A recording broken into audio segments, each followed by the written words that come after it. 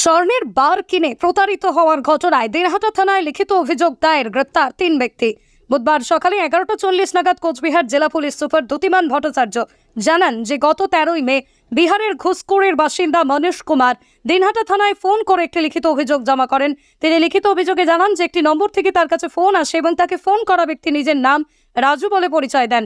পাশাপাশি রাজু মনীষকে জানায় যে খনন করতে গিয়ে একটি সোনার বার পেয়েছেন এবং হোয়াটসঅ্যাপ মারফত সেই সোনার বারের ছবিও পাঠিয়ে দেয় মনীষকে।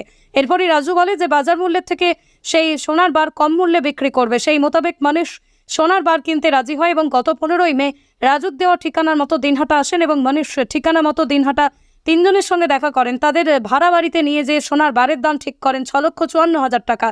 তারপরে মনীষ বিহার ফিরে যান এবং গত 19 মে আবারও দিনহাটা এসে 6,54,000 টাকা দিয়ে সোনার বারটি ক্রয় করেন এবং বিহারে ফিরে যান। বিহারে ফিরে স্থানীয় এক গহনার দোকানদারের কাছে সোনার বারটি পরীক্ষা করালে জানতে পারেন সোনার বারটি নকল। এরপরই সোনার বার কিনে প্রতারিত হয়ে আবারও দিনহাটা থানার সঙ্গে যোগাযোগ করে মনীষ। সেই ঘটনার তদন্তে নেমে দিনহাটা থানার পুলিশ শফিকুল ইসলাম, ফখর উদ্দিন ও এনামুল হক নামে 3 জনকে গ্রেপ্তার করে। আজ বুধবার 3 জনকে দিনহাটা মহকুমা আদালতে হাজির করে 14 দিনের পুলিশ হেফাজতের আবেদন জানানো হবে বলেই জানিয়েছেন জেলা পুলিশ সুপার। আপনার বাইক কেনার স্বপ্ন এবার হবে পূরণ, কারণ আমান হোন্ডা নিয়ে এসেছে একেবারে স্বল্প ডাউন পেমেন্টে বাইক বা স্কুটার কেনার সুবর্ণ সুযোগ। বিনা অ্যাকাউন্ট, লো সিভিল, ন্যূনতম ডকুমেন্টে আজই নিয়ে যান স্বপ্নের বাইক আপনার বাড়িতে। অতিরিক্ত ছাড় পেতে আজই যোগাযোগ করুন বামনহাট আমান হোন্ডা শোরুমে। শর্তাবলী প্রযোজ্য।